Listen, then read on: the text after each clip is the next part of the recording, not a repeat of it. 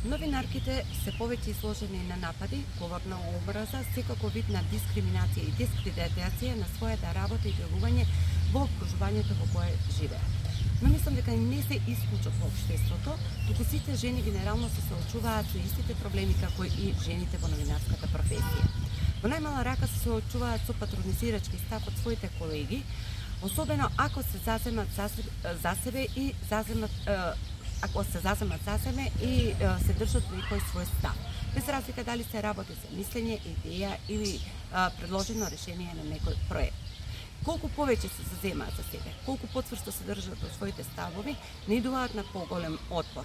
Во најмала рака исклучување од комуникацијата, игнорирање на нивните повици и пораки, а се работи и се случуваат и поголеми облици на дискриминација и дискредитација на нивната работа и мислење.